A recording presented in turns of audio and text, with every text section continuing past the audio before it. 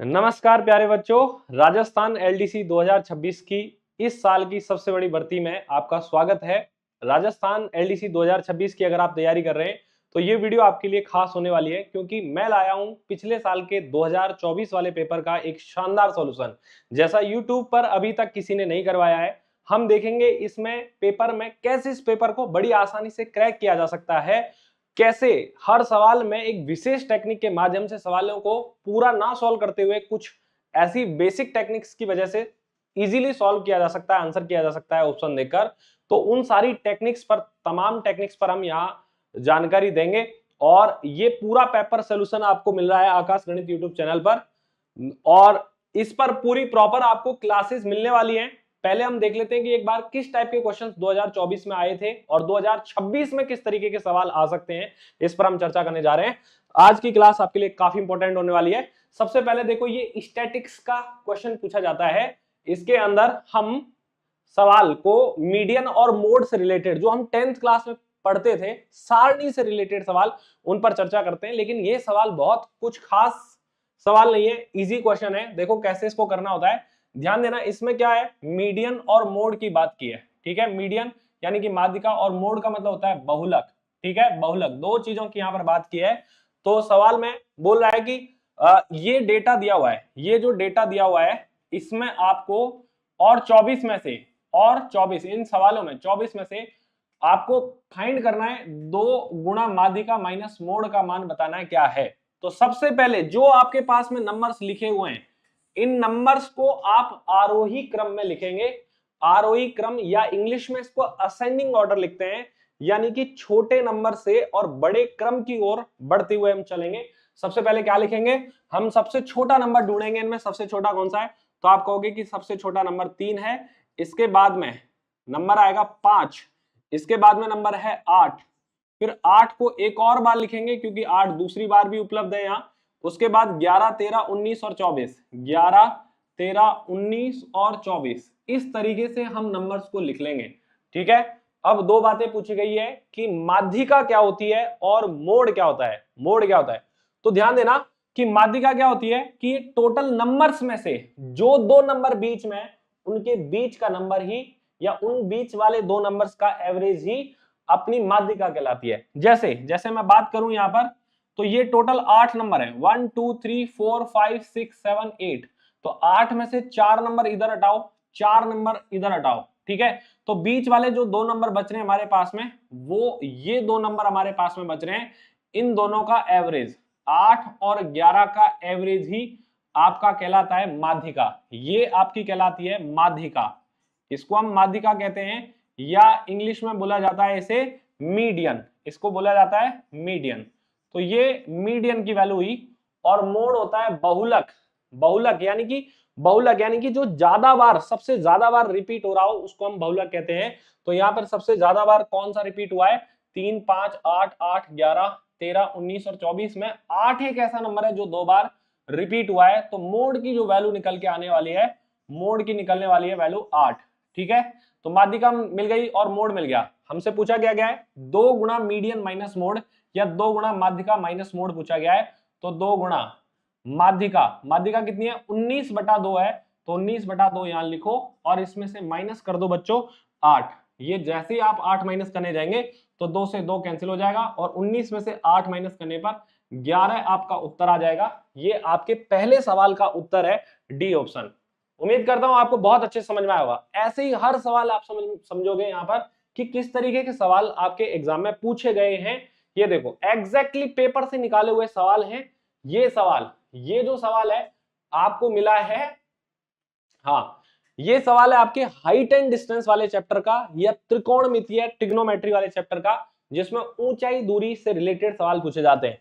तो एग्जाम में देखो ये कैसे सवाल होते हैं। आपको एक बोला है कि एक 40 मीटर लंबी सीढ़ी को 20√3 मीटर ऊंची दीवार के सम्मुख इस प्रकार से रखा जाए कि वह दीवार के शीर्ष तक पहुंच जाए। तो सीढ़ी के आधार से दीवार के शीर्ष की ऊंचाई का कोण क्या है, वो आपसे पूछा गया है। देखो समझना, 40 मीटर लंबी एक सीढ़ी को 20√3 मीटर ऊंची दीवार के सन्मुख इस प्रकार से रखा जाए कि वह दीवार के शीर्ष तक पहुंच जाए।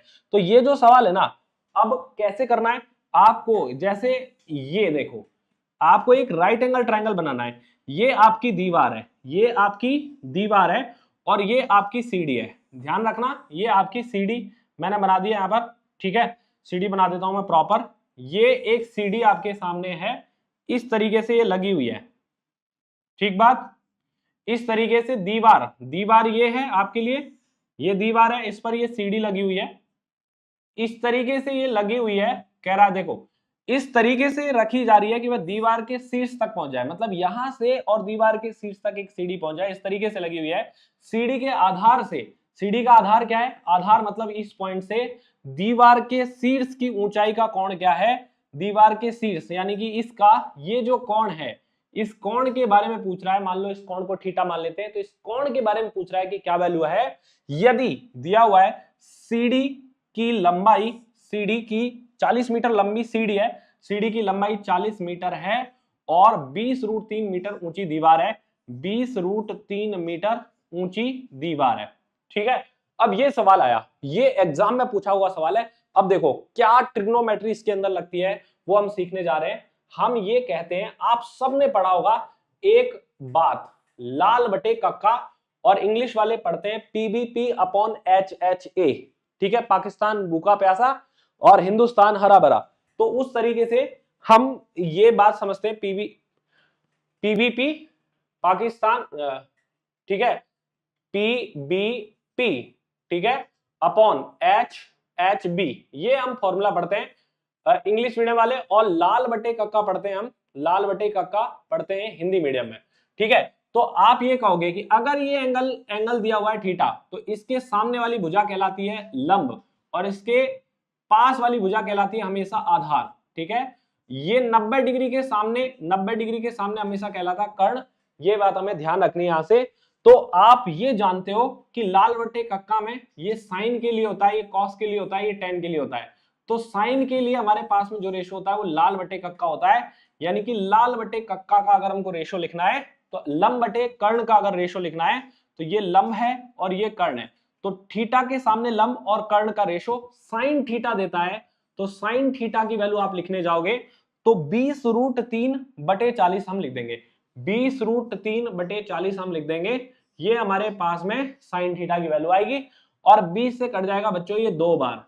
तो साइन थीटा की वैल्यू √3/2 आ रही है। हमसे पूछा गया है कि बताओ कोण क्या है, कोण क्या है। तो हमसे साइन थीटा की वैल्यू √3/2 कहां होती है।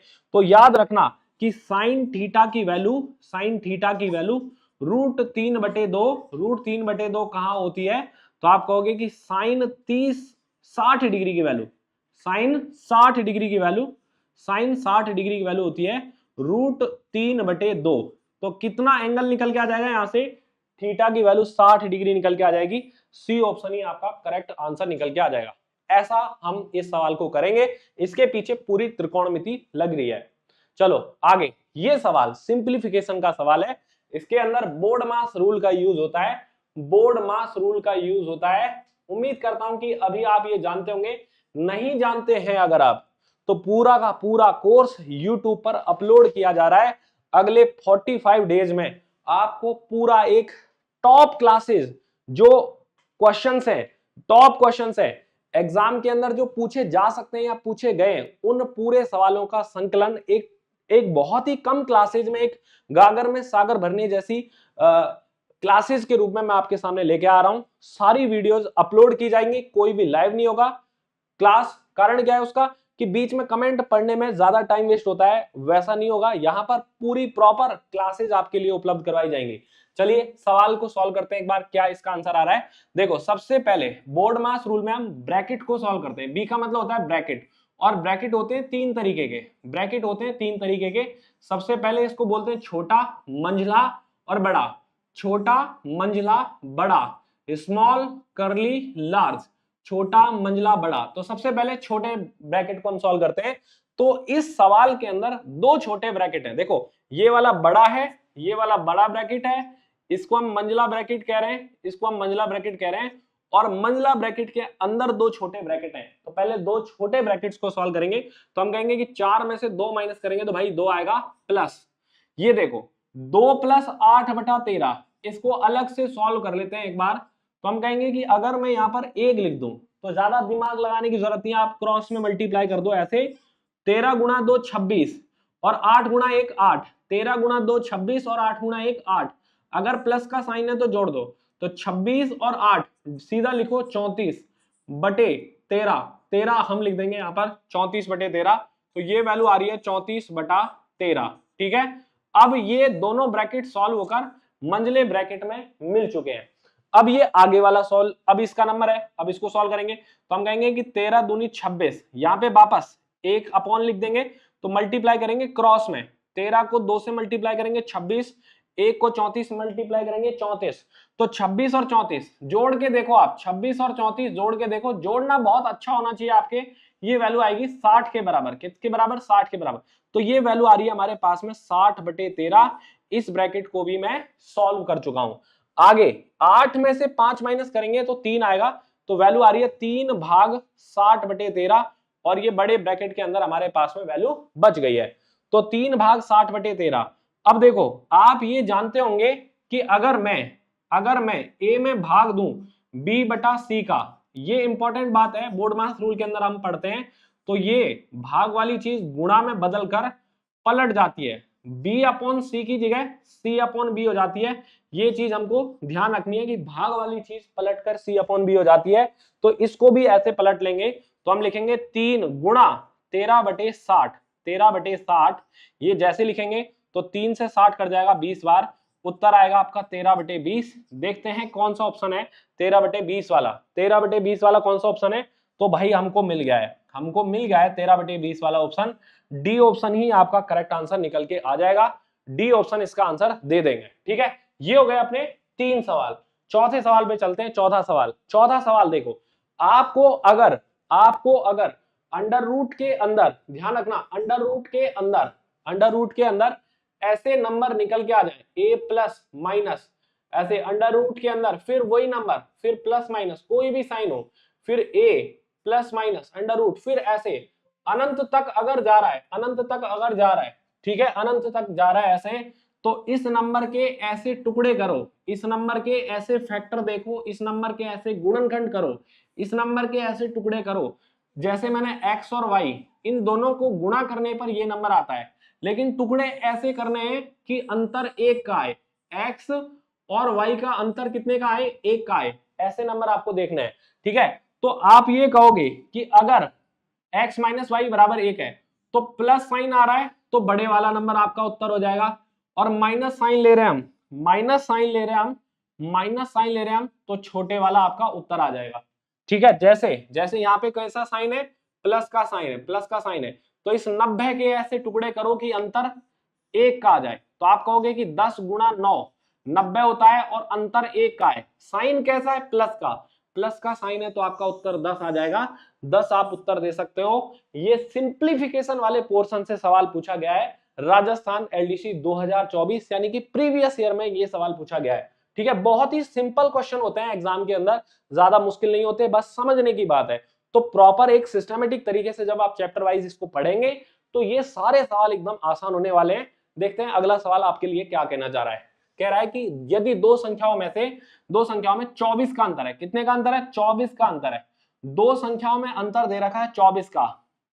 अब देखो दो संख्या मान लो a है एक तो, और एक दूसरी है b, इन दोनों का अंतर दे रखा है आपको कितने का, 24 का। दो संख्याओं का अंतर दे रखा है 24 और उनका गुणनफल 112 है, यानी कि a और b को गुणा करें हम तो 112 है, ये हम यहां से कह पा रहे। ठीक है, तो पूछ रहा है कि बताओ संख्याओं का योग कितना है, यानी कि a और b का जोड़ कितना है, वो आपसे पूछा गया है। ठीक है, तो देखो कई लोग तो इसमें क्या है अलजेब्रा लगाने लग जाएंगे कि हमारे पास में एक फॉर्मूला होता है a प्लस बी बराबर under root of a minus B का होल स्क्वायर माइनस का 4ab प्लस का 4ab, ये हमारे पास में फॉर्मूला होता है। लेकिन इसका यूज नहीं करना हमको, यहाँ पे यूज करने बैठ गए तो सवाल गलत हो जाएगा, या फिर मतलब दिक्कत हो जाएगी, आपको परेशानी हो जाएगी, गड़बड़ होने के चांसेज है आपके। ठीक है, लेकिन हमको क्या करना, क्या है इसके अंदर 112 के ऐसे टुकड़े करो कि अंतर जो है वो 24 मिल जाए। तो हम कहेंगे कि 112 में किस किस का भाग जाता है, तो आप कहोगे कि सर 1 से जाता है 112 बार। ठीक है, आप कहोगे कि 2 से जाता है, 2 से भाग दोगे इसमें 56 बार जाएगा। 3 से जा रहा है क्या, 3 से नहीं जा रहा, 4 से भाग दोगे 28 बार जा रहा है। ठीक है, 6 से भाग दोगे इसमें, तो 6 से भाग जा रहा है क्या, 6 से नहीं जा रहा है इसमें, तो आप कहोगे कि सर 7 से और जा रहा है, 7 से जा रहा है 16 बार। ठीक है, बस इसके अलावा कोई और भाग नहीं जाएगा। हमें क्या करना है, ऐसे दो नंबर ढूंढने हैं जिनका अंतर हमें 24 मिल जाए। तो आप कहोगे कि क्या इनका अंतर 24 है, तो आप कहोगे कि सर नहीं, इनका अंतर तो 111 है। तो आप कहोगे कि क्या इनका अंतर 24 है, तो आप कहोगे कि 56 और 2 का अंतर तो 54 है, ये भी नहीं है। क्या 4 और 28 का अंतर, 4 और 28 का अंतर 24 है, आप बोलोगे हाँ सर बिल्कुल, 100 इन दोनों का अंतर 24 आ रहा है। तो यही दो नंबर हो गए कि इस नंबर को हम 28 लिख लेंगे और इस नंबर को 4 लिख लेंगे। 28 और 4 का अंतर 24 है और 28 और 4 का गुणन 112 है। तो हमसे दोनों नंबर का टोटल पूछा गया है, यानी कि 28 और 4 का टोटल पूछा गया है। तो बच्चों हम लिख सकते हैं 32, सी ऑप्शन ही आपका करेक्ट आंसर आएगा। ऐसे हम सवाल को करते हैं एग्जाम में, यही अप्रोच आपको अपनानी है। ठीक है, चलिए अगला सवाल देखते हैं। ये अगला सवाल है, ये कोऑर्डिनेट ज्योमेट्री से है, जिसको हम निर्देशांक ज्यामिति भी कहते हैं। ये निर्देशांक ज्यामिति से सवाल है और निर्देशांक ज्यामिति से गहराई से सवाल नहीं पूछा गया है, निर्देशांक ज्यामिति से बिल्कुल बेसिक लेवल का एक सवाल पूछा गया है। देखो मैं इसका कॉन्सेप्ट बताता हूं, ज्यादा हम डीप से नहीं पढ़ेंगे क्योंकि पेपर सॉल्यूशन है, हम सिर्फ पेपर की तरह सॉल्व करेंगे कि पेपर में कैसे सवाल पूछे जाते हैं और हमें क्या अप्रोच लगानी चाहिए। देखो इसमें एक कॉन्सेप्ट है आपके लिए, देखो जैसे ये कोई भी लाइन है, ये कोई भी लाइन है, इसके निर्देशांक आपके पास में x1 y1 है, इस पॉइंट के निर्देशांक है x1 y1 और इस पॉइंट के निर्देशांक है x2 y2। निर्देशांक का मतलब है कोऑर्डिनेट्स, कोऑर्डिनेट्स का मतलब है कि x एक्सिस पर और y एक्सिस पर इन पॉइंट्स की पोजीशन क्या है। वो जब आप कोऑर्डिनेट ज्योमेट्री समझेंगे तो उसका यूज कहां आता है, क्यों जरूरी है, जो जीपीएस सिस्टम चल रहा है उससे रिलेटेड ये बातें होती है। हम कोऑर्डिनेट्स की बात करते हैं, तो यहाँ x और y कोऑर्डिनेट्स की वैल्यू हमारे पास में निकल के आ रही है। अच्छा, अगर मुझे ध्यान रखना, अगर मुझे इस लाइन के मिड पॉइंट के बिंदु x और y की वैल्यू निकालनी है, मान लो ये मिड पॉइंट पे बिंदु है, ये a पॉइंट है, ये b पॉइंट है और ये c पॉइंट है, तो मिड पॉइंट पर स्थित इन बिंदुओं के अगर कोऑर्डिनेट्स निकालने, निर्देशांक निकालने, तो मैं x की वैल्यू लिखूंगा। x की वैल्यू कैसे लिखूंगा, दोनों x वाली वैल्यूज का टोटल, x1 प्लस x2 के टोटल का आधा, यानी कि इनका एवरेज x की वैल्यू आ जाएगी। और y की वैल्यू निकालनी है तो y1 प्लस y2 अपॉन 2 लिख देंगे हम, ये y की वैल्यू आ जाएगी। ठीक है, ये y की वैल्यू आ जाएगी। जैसे मैं आपको ये कहना चाह रहा हूं कि मान लो कि मैं आपको ये कहना चाह रहा हूं यहां पर कि जैसे ये पॉइंट A है और ये B है, मान लो कि इसके कोऑर्डिनेट दे दिया आपको 5 और 8 और इसके कोऑर्डिनेट दे दिया मान लो आपको 7 और 12, ये हमारे पास में दो वैल्यूज दे दी हैं। अब आपसे पूछे कि बताओ इनके मिड पॉइंट्स, जो C है मिड पॉइंट्स के कोऑर्डिनेट बताओ क्या है, तो हम कहेंगे मान लो कि मिड पॉइंट्स के कोऑर्डिनेट है x और y, तो x की वैल्यू निकालनी है। तो ध्यान देना पहले वाला x होता है, तो पहले दोनों को जोड़ेंगे 5 प्लस 7 और उसका आधा कर देंगे, ये x के कोऑर्डिनेट आ गए और y के कोऑर्डिनेट निकालने हैं, तो y वाली जो दोनों वैल्यूज हैं लास्ट वाले दोनों, इन दोनों को जोड़कर 2 से भाग दे देंगे। तो ये 12 में 2 के भाग दिए तो ये 6 आया और 20 में 2 के भाग दिए तो 10, यानी कि ये जो नंबर है इसके कोऑर्डिनेट्स हमें मिलेंगे 6 और 10। ये बात हमें ध्यान रखनी है, ये कॉन्सेप्ट लगना है इस सवाल के अंदर। देखो ये सवाल कैसे करना है। अब इस सवाल में लग रहा होगा बच्चों को कि ये बहुत टफ सवाल था, लेकिन ये अगर बात आपने कोऑर्डिनेट्स में पढ़ रखी है, कोई मुश्किल बात नहीं है कि दो, अगर एक लाइन है उसमें दो कोऑर्डिनेट्स दिए हुए हैं, उनके बीच वाले मिड पॉइंट वाले कोऑर्डिनेट्स अगर आपको निकालने हैं तो दोनों के कोऑर्डिनेट्स का एवरेज ही बीच वाला कोऑर्डिनेट्स होता है। ठीक है, तो जैसे इस सवाल में क्या दिया हुआ है, देखो समझने की कोशिश करना, मैं बहुत आराम से इसको समझाने की कोशिश आपको करता हूं। देखो ये हमारे पास में एक सर्किल दिया हुआ है, ठीक है, ये हमने एक सर्किल ले लिया, बोला है कि बिंदु ए के निर्देशांक बताएं क्या है, जहां ए बी एक वृत्त का व्यास है, ए बी एक वृत्त का व्यास है। जैसे देखो ये एक हमारे पास में क्या है, डायामीटर है या व्यास है, तो व्यास हमेशा सेंटर से निकलता है, ये सेंटर है O, ठीक है, सेंटर से निकलता है, यानी कि ये दोनों भुजाएं हमारे पास में बराबर है OA और OB की, यानी कि ये भी रेडियस है और ये भी रेडियस है, ऐसा मैं यहां से लिख पाऊंगा। ठीक है, जिसका केंद्र 2-3 है। अब ये जो केंद्र है ना, इसकी वैल्यू आपको दे दी है कि ये 2 और -3 है, ये वैल्यूज आपको दे दी है कि इसका केंद्र जो है वो 2-3 कोऑर्डिनेट वाला है और बी जो है वो 1:1 और 4 वाला है, 1 और 4 वाला है, ये हमको दे दिया है। तो अभी हमको क्या नहीं दिया है, ये ए की वैल्यू नहीं दी हुई है, इसकी वैल्यू आप x1 और x1 और y1 मान सकते हो, x1 और y1 आप मान सकते हो ए की वैल्यू। तो अब बीच वाला दे रखा है, तो मैं कहूंगा कि जब बीच वाला निकाल रहे थे तो इन दोनों नंबर के टोटल का आधा निकालना था हमें। तो इसका मतलब 2 की वैल्यू अगर मुझे निकालनी है तो पहले इन दोनों का टोटल, किस किस का, x1 और 1 के टोटल का आधा 2 के बराबर आएगा।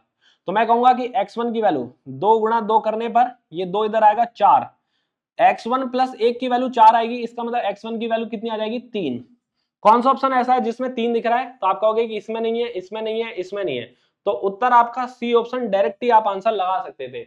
लेकिन अगर आपको पूरा करना है, पूरा प्रॉपर सॉल्व करना है, तो हम कहेंगे कि यार चलो y की वैल्यू भी निकाल लो। तो आप कहोगे कि यार y की वैल्यू निकालिए, तो y1 और 4 का टोटल, y1 और 4 के टोटल का एवरेज ये -3 के बराबर होना चाहिए, -3 के बराबर। तो हम कहेंगे कि 3 को 2 से गुणा करते हैं 6 आएगा, लेकिन ये वैल्यू -6 होगी और 4 इधर और आ जाएगा, तो -6 में 4 और कम होगा तो -2 हो जाएगा, तो इस -10 हो जाएगा, तो -10 ही हमारे पास में इसका उत्तर हो जाएगा, सी ऑप्शन। ठीक है, ये हमारे पास में सवाल नंबर हुआ 5 या 6। ठीक है, 6 नंबर का क्वेश्चन हुआ ये।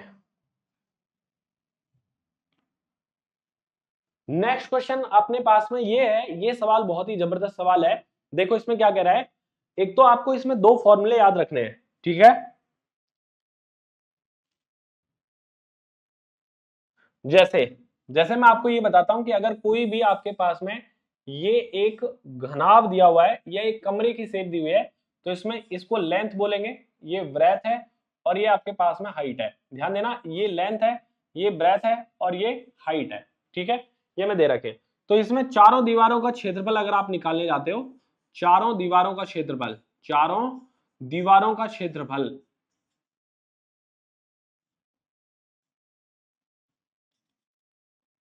तो ये हमारे पास में आता है twice of L plus B into में H, यानी कि 2 गुणा लंबाई, 2 गुणा लंबाई प्लस चौड़ाई गुणा ऊंचाई। ये हमारे पास में फॉर्मूला आता है। L यानी कि लंबाई, लेंथ, B मतलब ब्रेथ और H मतलब हाइट। ठीक है, ये हमारे पास में फॉर्मूला आता है, ये इंपॉर्टेंट फॉर्मूला अभी आपके काम आएगा। देखो सवाल क्या कह रहा है, पहले ये समझो कि जैसे मैं बात कर रहा हूं यहां पर, ये देखो इसमें देखो आप, ये हमने एक, देखो ये हमने बात कर रहे हैं हम इसकी, ये देखो ये है और ये ऊपर वाली छत है। तो आप यूं कहोगे इसके अंदर,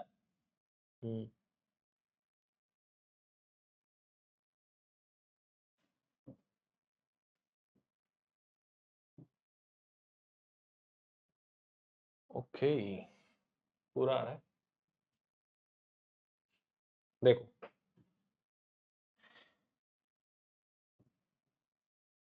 मैं आपको ये बोलूंगा कि जैसे ये हमारे, अरे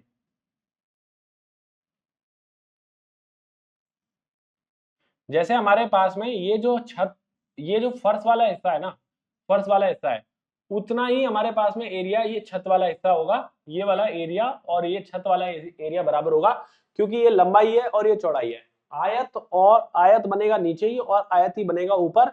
लंबाई और चौड़ाई छत में और फर्श में सेम होती है। ठीक है, यहाँ नीचे देखो आप, इसकी लंबाई कमरे की और चौड़ाई, और ऊपर छत को देखो, लंबाई और चौड़ाई वो सेम होती है किसी भी घनाभ से वाले कमरे में। तो आप यहां देखो, इसके में बार बोल रहा है कि कमरे की लंबाई और चौड़ाई, इसकी लंबाई इसकी चौड़ाई की डबल है। तो देखो जैसे मैं आपको यहां पर ये कमरे का एक फर्श या छत का एरिया दिखा देता हूं। यहाँ पे ये लेंथ है और ये ब्रेथ है। ठीक है, ये लेंथ और ब्रेथ की बात हो गई है, ये लेंथ है आपकी और ये ब्रेथ है। ठीक है, अब बोला है कि छत को रंगने की लागत 25 रुपए प्रति वर्ग मीटर के हिसाब से 5,000 रुपए है। तो आप कहोगे कि देखो रंगते टाइम आप एरिया को यूज में लेते हैं कि एरिया जितना भी होगा, ठीक है, जितना एरिया होगा उसमें 25 रुपए प्रति वर्ग मीटर के हिसाब से है। 1 वर्ग मीटर का एरिया 25 है, तो कितने एरिया का 25 रुपए पर मीटर के स्क्वायर के हिसाब से, और कितना खर्चा आया 5,000 रुपए का खर्चा है। इसका मतलब जो खर्च एरिया रहा होगा वो 25 से भाग देने पर एरिया जो रहा होगा उस छत का वो रहा होगा 200 meter square, 200 meter square area रहा होगा। और एरिया रहा कितना होगा, तो लंबाई और चौड़ाई के बराबर रहेगा, लंबाई और चौड़ाई के मल्टीप्लाई के बराबर रहेगा। तो लंबाई और चौड़ाई का मल्टीप्लाई 200 मीटर स्क्वायर हम लिखेंगे। और देखो यहाँ पर पहले ही दे रखा है कि लंबाई इसकी चौड़ाई से डबल है, तो लंबाई अगर इसको चौड़ाई को x मान रहे हो आप, तो लंबाई इसका डबल यानी कि 2x हमें मिल जाएगी। तो आप कहोगे कि अगर लंबाई 2x रहे, लंबाई हमारे पास में 2x रहे और चौड़ाई हमारे पास में x रहे, ठीक है, x रहे, तो इनका गुणन 200 के बराबर लिखने पर, 200 मीटर के स्क्वायर के बराबर लिखने पर ये 2 से कट जाएगा 100 बार, 100 बार। तो हमें मिल रहा है x into x, x square की वैल्यू 100 का मतलब है कि x की वैल्यू हमें मिल चुकी है 10, यानी कि जो चौड़ाई है वो कितनी निकली है 10, और जो लंबाई है वो कितनी निकली है, तो आप कह दोगे कि जो लंबाई निकली है वो इसका डबल यानी कि 20 निकली होगी। ये हमारे पास में दोनों वैल्यूज आ चुकी हैं, ठीक है। अब कह रहा है कि चारों दीवारों की रंगाई की लागत जो है वो 240 रुपए प्रति वर्ग मीटर के हिसाब से 64,800 है। तो एरिया निकालना है, तो आप कहोगे कि जितनी भी चारों दीवारों का एरिया होगा ना उसको 240 रुपए प्रति वर्ग मीटर के हिसाब से खर्चा आया है 64,800, 64,800 आया है। तो आप 0 से 0 काटेंगे तो 24 से भाग देने पर, 24 से भाग देने पर 24 दूनी 48, 16 बचेगा और 24 सत्ते 168, 270, यानी कि जो चारों दीवारों का एरिया है, चारों दीवारों का एरिया है वो 270 मीटर स्क्वायर आया होगा, ये हम कह पा रहे हैं। और चारों दीवारों के एरिया का जो फॉर्मूला है वो है 2l + b × h, और यही वैल्यू निकल के आ रही है 270 मीटर स्क्वायर। अभी मैंने ये बात क्लियर कर दी है। लंबाई और चौड़ाई हमारे पास में निकल के आई 10 और 20। हमसे पूछा गया है सवाल में कि ऊंचाई बताओ उस कमरे की कितनी है, तो हम लिखेंगे 2 × 30, 2 × 30 इंटू में h, 20 और 10 30 हो जाएगा, इंटू में h बराबर 270 आएगा। तो 30 से कट रहा भाई 9 बार, और h की वैल्यू लिखने जाओगे, जैसे h की वैल्यू निकलने जाओगे तो 9 का आधा 4.5 मीटर आपकी लेंथ होनी चाहिए या हाइट होनी चाहिए। आपका जो उत्तर है वो बी ऑप्शन निकल के आ जाएगा। ये एक बेहतरीन क्वेश्चन पूछा गया एग्जाम के अंदर एलडीसी में 2024 में, ठीक है। अगला सवाल लेके चलते हैं। ये अगला सवाल है आपका, ठीक है। ये भी एक खूबसूरत सवाल है, ये त्रिकोणमितीय में पूछा हुआ सवाल है। त्रिकोणमितीय से देखो क्या कहना चाह रहा है सवाल, ये देखते हैं अभी हम।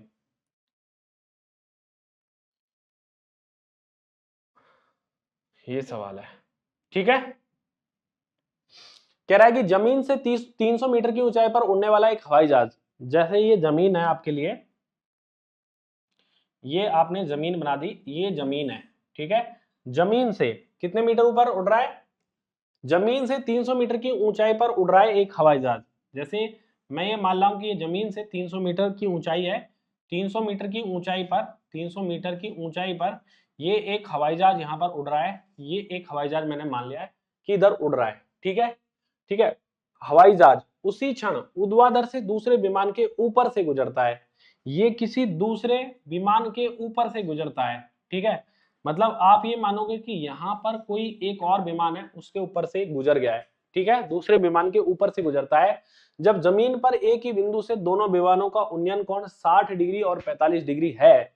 अब देखो उन्नयन कोण जमीन पर किसी पॉइंट से, मान लो कि ये वो पॉइंट है, इससे इसका उन्नयन कोण, इसका उन्नयन कोण और इसका उन्नयन कोण, ये दोनों उन्नयन कोण जो है वो आपको दिए हुए हैं 60 और 45। उन्नयन कोण का मतलब क्या है, ये आप त्रिकोणमितीय में सीखेंगे कि इधर से जितना ये ऊंचाई पर देख रहे होंगे उसको उन्नयन कोण कहते हैं।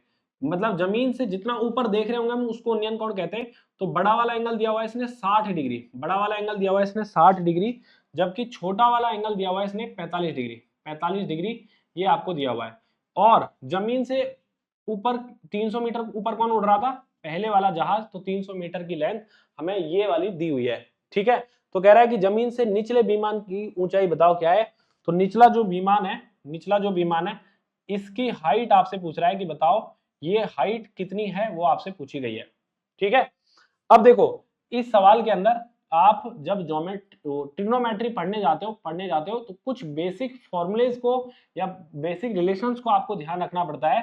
जैसे मैं यहाँ पे आपको सिखाने की कोशिश करूंगा थोड़ा सा। जैसे ये एक राइट एंगल ट्रायंगल है, अगर ये एंगल आपको थीटा दे रखा है और थीटा का मान मान लो कि 60 डिग्री यहाँ पर हम लेके चल रहे हैं 60 डिग्री, तो आप कहोगे कि अगर ये 5 है, अगर ये पूरा 5 है तो 60 के पास वाली जो ये देखो ये एंगल 30 होगा, अगर 30 के पास वाला 5 है ना तो 60 के पास वाली वैल्यू निकालिए तो 5 में √3 का भाग देने पर निकलेगी। अगर ये 8 होता तो इसको 8 में √3 का भाग दे देते। अगर जैसे मैं ये कहता कि ये h है तो ध्यान रखना, अगर ये वाली हाइट h होती तो इधर वाली हाइट निकालने के लिए √3 का भाग देना पड़ता है, ये हमें ध्यान रखना है इधर से।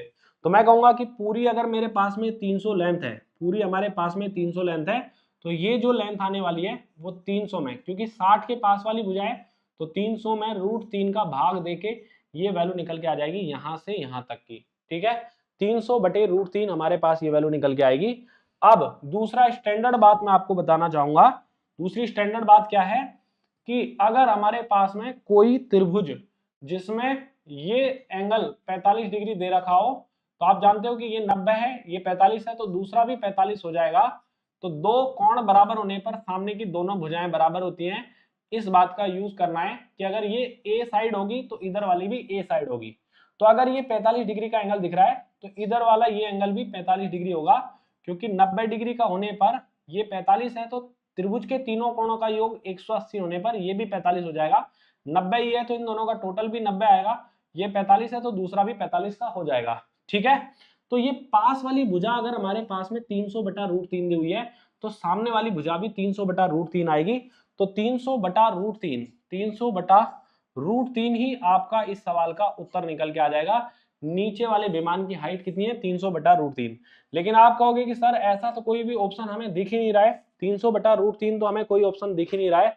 बिल्कुल दिख रहा है, आप इसको जैसे ही √3 से ऊपर नीचे मल्टीप्लाई करेंगे बच्चों तो ये नीचे वाली वैल्यू 3 हो जाएगी और 3 से इसमें भाग देने पर ये 100 बार कट जाएगा, तो 100 √3 इसका उत्तर आ जाएगा, जो कि सी ऑप्शन में, सी ऑप्शन इस सवाल का करेक्ट आंसर था। ठीक है, तो देखो अगला जो सवाल है ना अपने पास में, ये शंकु से आधारित सवाल है, मेंसुरेशन का सवाल है। कैसे करना है इस सवाल को, ध्यान से समझने की कोशिश करना, लास्ट तक समझते रहना इस सवाल को क्या कहना चाह रहा है, क्योंकि ऐसे सवालों में बच्चों को बड़ी दिक्कत आती है।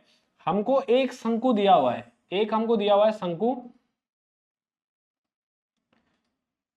ये हमने शंकु बना लिया है। यहां पर कह रहा है कि शंक्वाकार की टोपी है जिसके आधार की त्रिज्या आपको दी हुई है, तो हम कहेंगे कि यहां से ये त्रिज्या है इसकी, ये जो त्रिज्या है ये दे रखी है, रेडियस की वैल्यू दे रखी है 7 सेंटीमीटर और इसकी ऊंचाई दे रखी है 24 सेंटीमीटर। इसको 24 सेंटीमीटर इसको ऊंचाई कहते हैं। ऐसी 5 टोपियां बनाने में आवश्यक सीट का क्षेत्रफल आपसे पूछ रहा है कितना है। अगर मैं ऐसी 5 टोपियां बनाना चाहता हूं तो देखो टोपी बनाने के लिए कौन सा हिस्सा आपके काम में आएगा, कौन सा हिस्सा होगा जो आपके काम आएगा कागज के रूप में। तो आप कहोगे कि ये जो हिस्सा है ना, ये जो हिस्सा आप देख रहे हो, ये हिस्सा ऊपर का जो हिस्सा है वो काम आने वाला है टोपी बनाने के। ठीक है, तो टोपी बनाने के ये हिस्सा काम आएगा, तो इसका एरिया निकालने के लिए हमें पाई आर एल यानी कि हमें वक्र पृष्ठीय क्षेत्रफल निकालना पड़ेगा। 5 टोपी है तो 5 टोपी का वक्र पृष्ठीय क्षेत्रफल के बराबर वैल्यू होने वाली है। तो हमें एल की वैल्यू निकालनी है। तो ध्यान देना कि इधर ये 90 डिग्री का कोण होता है और आप समझते हो मेंसुरेशन में पढ़ते टाइम कि अगर ये 24 है और ये 7 है तो 90 डिग्री का एंगल के साथ में अगर हमें एल की वैल्यू निकालनी हो, ये एक राइट एंगल ट्रायंगल बनेगा या फिर समकोण त्रिभुज बनेगा, तो पाइथागोरस थ्योरम से हम 24 के स्क्वायर और 7 के स्क्वायर को जोड़ेंगे और अंडर रूट करेंगे तो ये एल की वैल्यू जो है वो 25 निकल के आने वाली है। ठीक है, एल की वैल्यू कैसे निकालेंगे, अंडर रूट ऑफ 24 का स्क्वायर प्लस 7 का स्क्वायर जैसे ही करोगे आप तो एल की वैल्यू 25 निकल के आ जाएगी और 25 में यहाँ पर रख दूंगा एल की वैल्यू।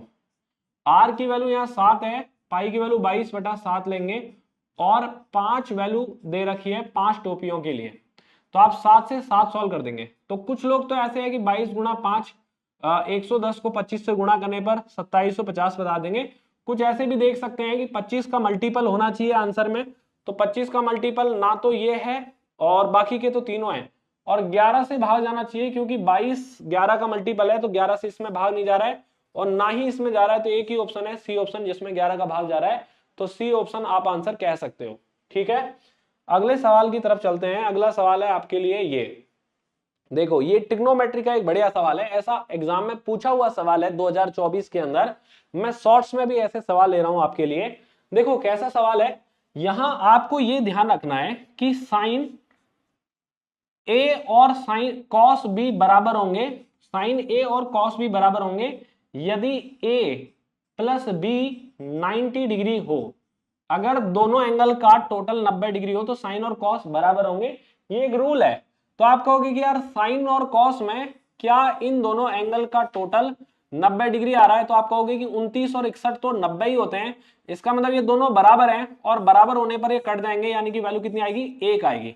प्लस ऐसा ही a प्लस बी 90 होने पर हम ये भी लिखते हैं कि tan a और tan b का गुणा, tan a और tan b का गुणा 1 होता है कब, जब दो कोणों का योग 90 डिग्री हो।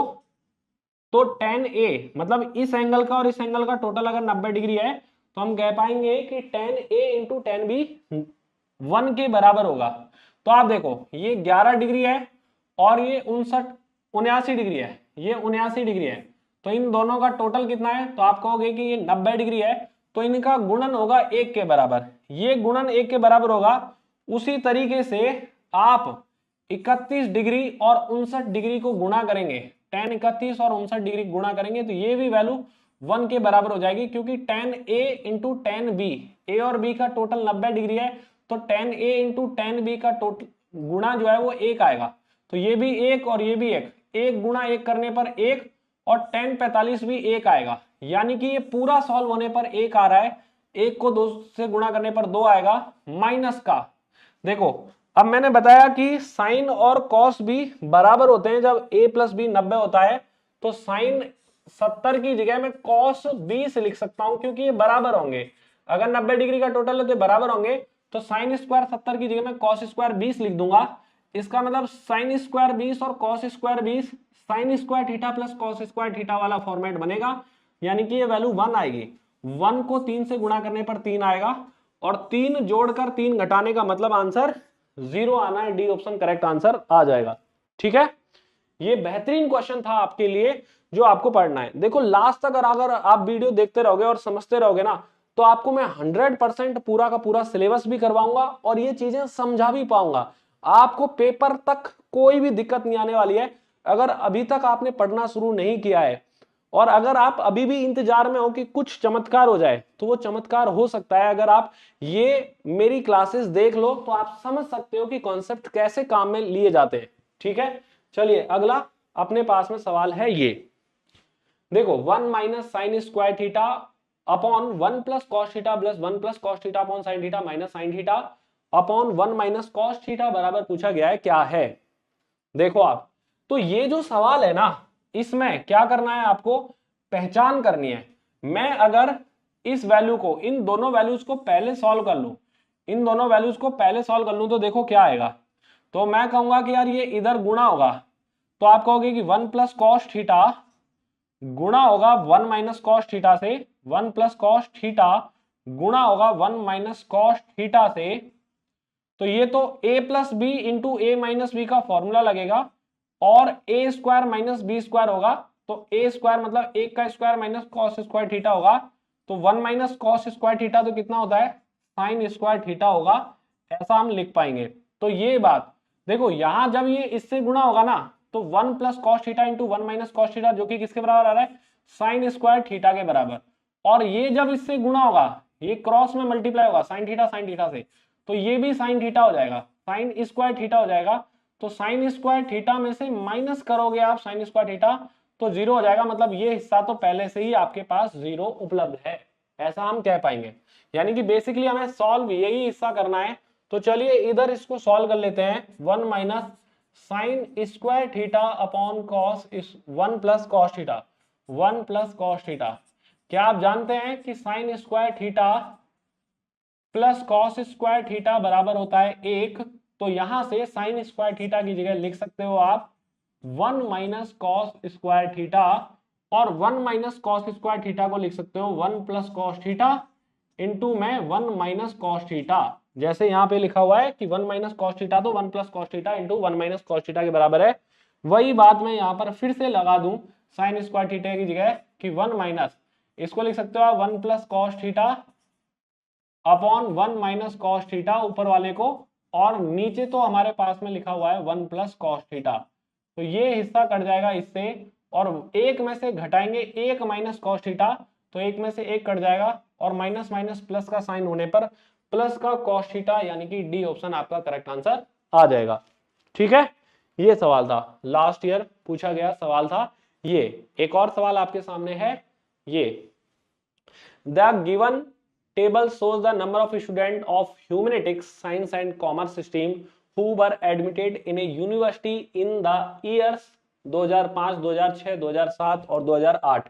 बेसिकली हमें दिया हुआ है 2005, 6, 7 और 8 में विश्वविद्यालय में प्रवेश पाने वाले मानविकी, विज्ञान और वाणिज्य संस्थान के छात्रों की संख्या हमें दी हुई है।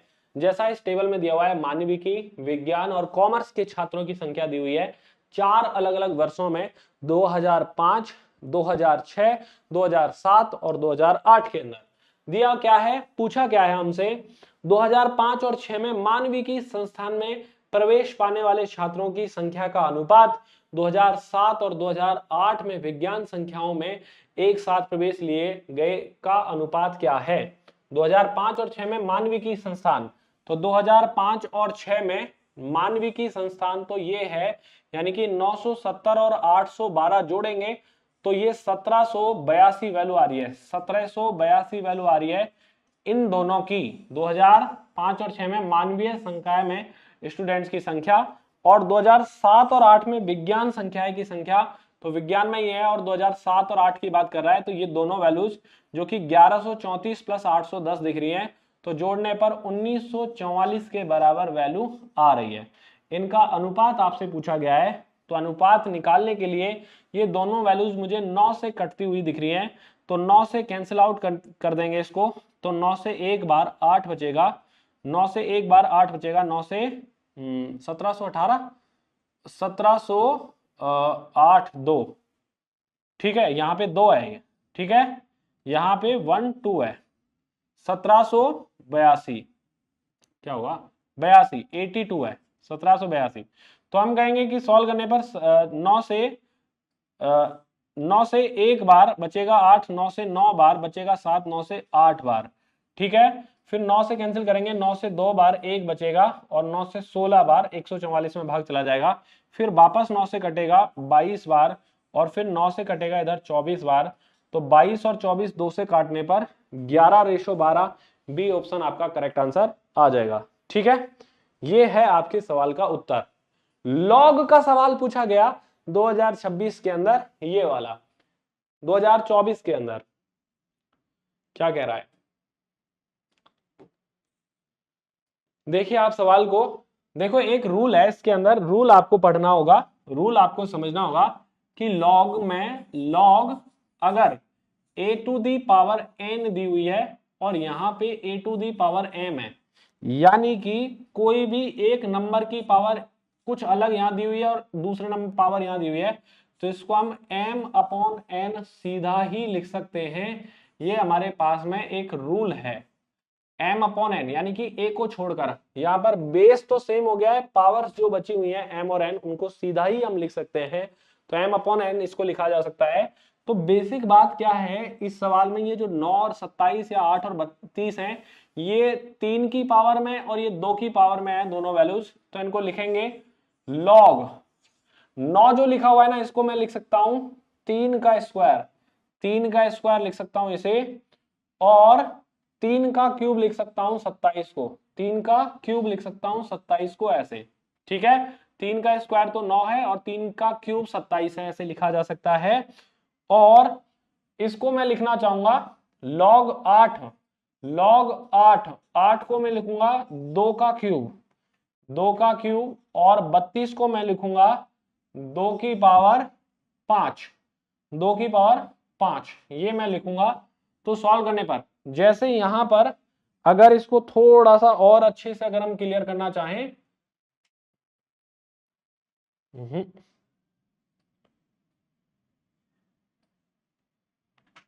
ठीक है, इसको अगर हम और अच्छे से क्लियर करना चाहें तो यहाँ n लिखा हुआ है, यहाँ m लिखा हुआ है, तो इधर आई है m अपॉन n, वही वैल्यू आई है। ठीक है, तो यहां पर भी हम लिख सकते हैं कि ये 3/2 आया है, तो 3/2 प्लस इधर से 5/3 लिखा जाएगा। अब फ्रैक्शन को ऐड करने के लिए क्रॉस में मल्टीप्लाई कर देते हैं, 9 प्लस 10 19/3 गुणा 2 6, 19/6 कोई ऑप्शन है, डी ऑप्शन है, तो यही आपका उत्तर है 19/6।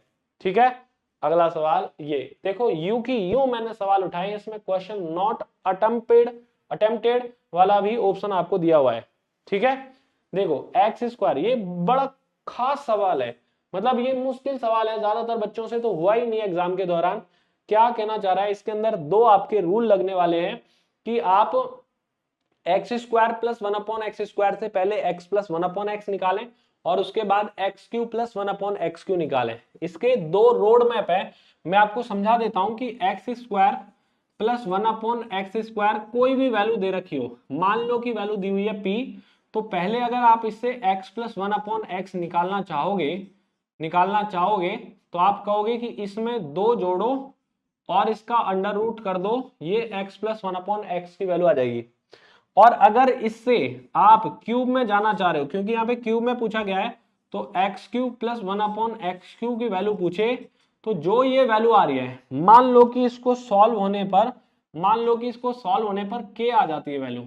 ठीक है, तो आप k के क्यूब में से 3 गुणा k माइनस करने पर x³ प्लस 1/x³ की वैल्यू निकाल सकते हो। ठीक है, तो ये रूल का यूज करना है, हमें इस रूल का यूज करना है। दिया हुआ है x² प्लस 1/x² बराबर 17/4। तो पहले क्या निकालेंगे हम इससे, x प्लस 1/x। कैसे निकालेंगे, जो वैल्यू दे रखी है उसमें 2 जोड़ेंगे और अंडर रूट कर देंगे, और क्या कर देंगे, अंडर रूट। तो ये 4 दूनी 8, जब 17 में जोड़ोगे तो 25/4 का अंडर रूट आएगा और वैल्यू आएगी 5/2 अंडर रूट करने पर।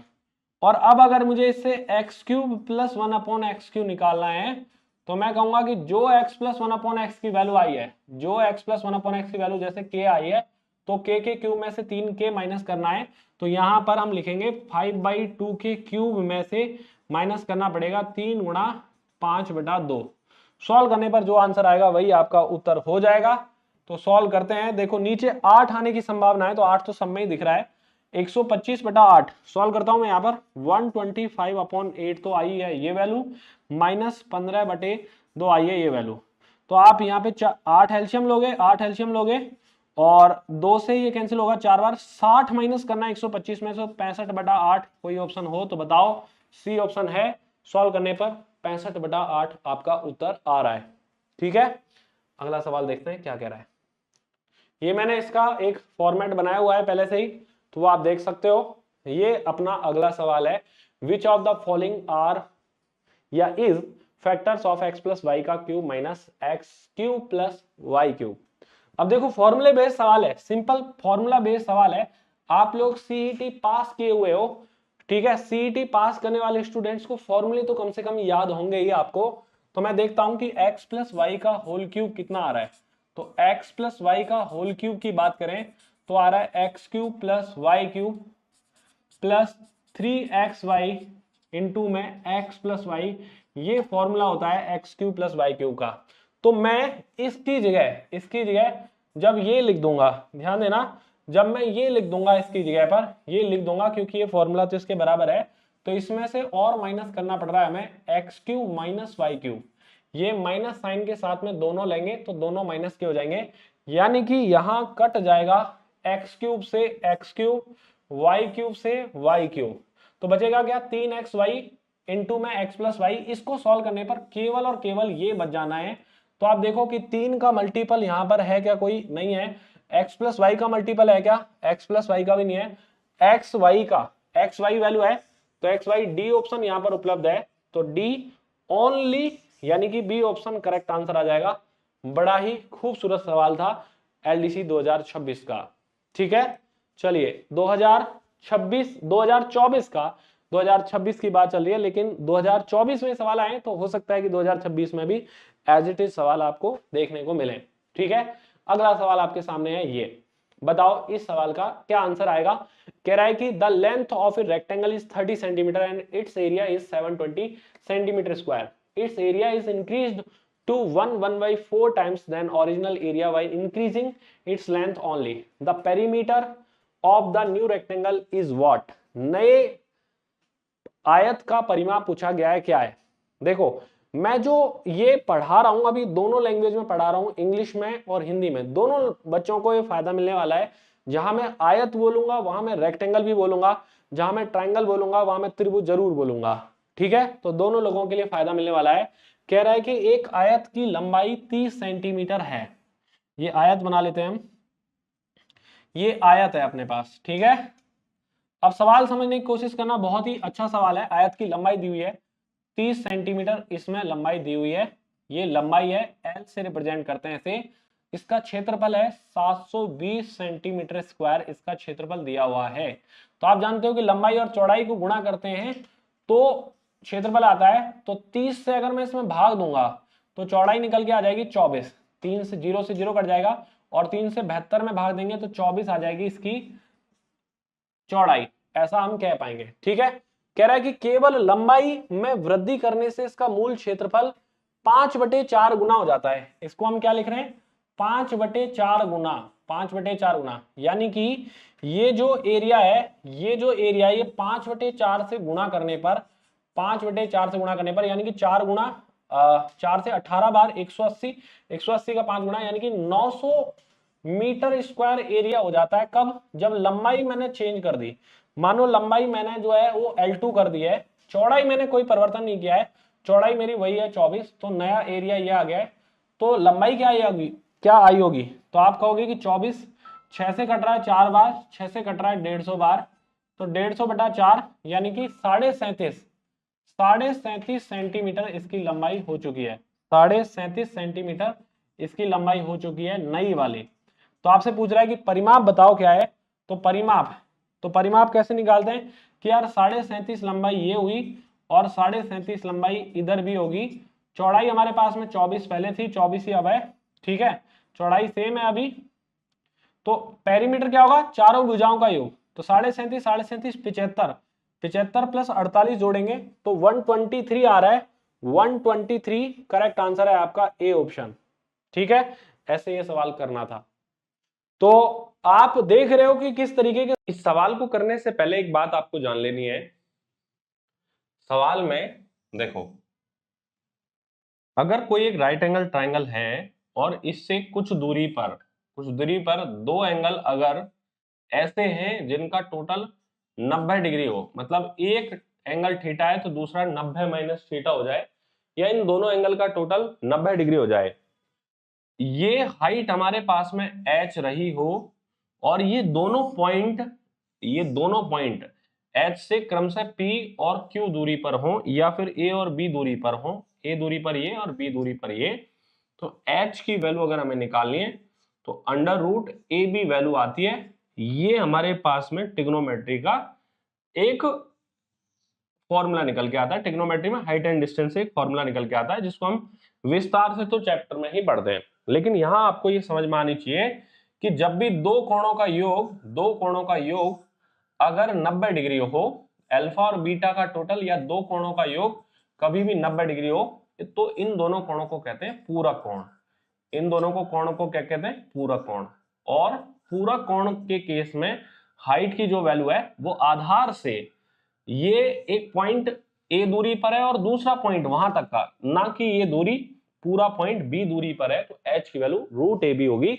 सवाल में यही कह रहा है कि मीनार के शीर्ष से बिंदु पी और क्यू की जो मीनार के आधार से एक सीधी रेखा में क्रमशः 10 और 5 मीटर की दूरी पर है, यानी कि ये 10 मीटर और ये 5 मीटर की दूरी दे रखी है, आधार से 10 मीटर और 5 मीटर की दूरी पर है, तो उन्नयन कोण पूरक है। उन्नयन कोण पूरक है मतलब ये कोण जो है वो पूरक की बात की है, यानी कि दोनों कोणों का योग 90 डिग्री दिया है। तो मीनार की ऊंचाई निकालने के लिए ये फॉर्मूला यूज कर सकते हैं, h बराबर अंडर रूट ऑफ 10 इंटू में 5 का अंडर रूट। तो ये 50 हो रहा है, और 50 को आप लिख सकते हो 25 गुणा 2, 25 गुणा 2 लिखने पर हमारे पास वैल्यू आएगी 5√2। यही हमारे सवाल का उत्तर हो जाएगा। ठीक है, आसान बात है, समझ आ गई सभी के। चलिए अगला सवाल देखते हैं। अगला सवाल है मीन मोड मीडियन से। ठीक है, देखो क्या कहना चाह रहा है बच्चों, k 2k - 1 3k + 2 5 8 और 10 इनका माध्य है। अब देखो माध्य है जिसको हम कहते हैं मीन, ये कितना है 9। अब मीन जो है एक तरीके से एवरेज ही होता है। एवरेज का मतलब क्या होता है कि सारी राशियों को जोड़ो, इन सबको जोड़ो और जितनी टर्म्स है उससे भाग दे दो। आप जितनी टर्म्स हैं उससे भाग दे दो, जैसे k 2k - 1 3k + 2 और बाकी के नंबर्स हैं, सारी टर्म्स कितनी हो गई 1 2 3 4 5 6 टर्म्स हो गई। तो 6 को जोड़ने पर एवरेज जो है वो 9 के बराबर है, सवाल में दिया हुआ है। तो सबसे पहले हम इस बात से k की वैल्यू निकालेंगे। तो k 2k और 3k का टोटल हो गया 6k, में से 1 और 2 -1 और 2 1 और 5 6 और 8 14 और 10 24 24/6, 6 उधर जाके मल्टीप्लाई कर दो 54 आएगा। 6 हालांकि इन सब में कॉमन आ रहा है तो 6 से कैंसिल करने पर k + 4 = 9 बच रहा है, यानी कि k की वैल्यू हमें मिल रही है 5। लेकिन हमसे k की वैल्यू नहीं पूछी गई है सवाल के अंदर। सवाल थोड़ा सा लेंदी किया गया है, पूछ रहा है कि इसका माध्यिका बताओ क्या है। अब माध्यिका क्या होती है कि जितने भी नंबर्स हैं उन सबको आरोही क्रम में लिखते हुए बीच में जो दो नंबर बनते हैं उनका एवरेज ही माध्यिका कहलाता है। ठीक है, मीडियन कहलाता है। यानी कि अगर मुझे ये सवाल पूरी तरीके से करना ही है तो मैं कहूंगा कि यार k की वैल्यू आपको 5 रखनी होगी। तो k की वैल्यू मैं यहाँ पे 5 रखता हूं। तो ये देखो अलग कलर यूज में लेते हैं, तो ये जो वैल्यू है वो 5 हो जाएगी। ठीक है, ये वैल्यू 5 हो जाएगी। ये 5 × 2 10 में से 1 माइनस करने पर ये वैल्यू 9 हो जाएगी। ये 5 × 3 + 2 करने पर 12 हो जाएगी, 17 15 और 2 17 हो जाएगी। और ये 5 8 और 10 तो है ही। अब इन सारे नंबर्स को आप आरोही क्रम में लिखेंगे तो आरोही में सबसे छोटे नंबर्स पहले 5 5 असेंडिंग ऑर्डर बोलते हैं इसे, फिर 8 9 10 8 9 10 8 9 10 और 17 ये हमें लिखने हैं। अब बीच में उपस्थित जो दो नंबर्स हैं उनका एवरेज ही आपका मीडियन कहलाएगा या माध्यिका कहलाएगा। तो 8 + 9 का आधा यानी कि 17 का आधा 8.5 ही इसका उत्तर है, जो कि बी ऑप्शन में है। ठीक है, बी ऑप्शन इसका आंसर आ जाएगा। चलिए अगला सवाल देखते हैं। अगला सवाल क्या कह रहा है। अगला सवाल लॉग के बेसिक स्ट्रक्चर से सवाल है, लेकिन सवाल लेंदी है, थोड़ा बड़ा है, कंडीशंस इसमें लगेंगी। आपको एक बात यहां ध्यान रखनी है कि अगर हम log a + log b करते हैं तो ये कंडीशन याद रखनी है कि हम लिखते हैं इन दोनों को गुणा की फॉर्मेट में। log a b लिखा जा सकता है, log a b को log a + log b लिखा जा सकता है और log a + log b को log a b लिखा जा सकता है, मल्टीप्लाई की फॉर्मेट में लिख सकते हैं। तो ये बात हम यहां अगर ये अप्लाई कर दें तो log x + log y को लिख पाएंगे log xy। ठीक है, और यहां पे पावर दी हुई है हाफ और सामने दिया हुआ है log x + y/2, x + y/2 ये आपको दिया हुआ है। अब दूसरी कंडीशन ये है कि अगर log ऐसे दिया हुआ है log a की पावर x दिया हुआ है यहां पर, या n दिया हुआ है, ठीक है, या m की पावर n दिया हुआ है, तो देखो ऐसे लिख देता हूं मैं ताकि थोड़ा सा अलग सा ही दिख जाए आपको। m की पावर n दिया हुआ है तो इसको हम लिख सकते हैं n आगे लेकर log यहां m छोड़कर। ठीक है, ये वाली बात अब इसमें वापस अप्लाई करेंगे कि अगर ऐसा लिखा हुआ हो तो हम उसे ऐसे लिख सकते हैं, यानी कि हाफ जो है वो बाहर आ गया। देखो ये n जैसे पावर में था, बाहर आकर ऐसे गुणा में आ गया है, तो ये हाफ जो है वो अंदर जाकर पावर में चला जाएगा। इसका मतलब है मैं इसको लिख सकता हूं log x y की पावर हाफ बराबर log x + y/2, ऐसा इसे लिखा जा सकता है। ठीक है, ऐसा हम इसे लिख सकते हैं। अब log दोनों तरफ बेस सेम हो गया, log हो गया है, तो आप x y की पावर 1/2 मतलब ये पावर्स इधर से ये जो वैल्यू है log के साथ वाली वो इधर से log के साथ वाली वैल्यू के बराबर की जा सकती है कुछ इस तरीके से। तो इसको सॉल्व करने के लिए हमें क्या करना है, दोनों तरफ स्क्वायर करना है ताकि ये हट जाए। तो स्क्वायरिंग करेंगे, अब स्क्वायरिंग कर रहे हैं हम, स्क्वायर कर रहे हैं दोनों साइड में। तो आप कहोगे कि इधर तो बचेगा एक्स वाई और उधर आएगा एक्स प्लस वाई अपॉन 2।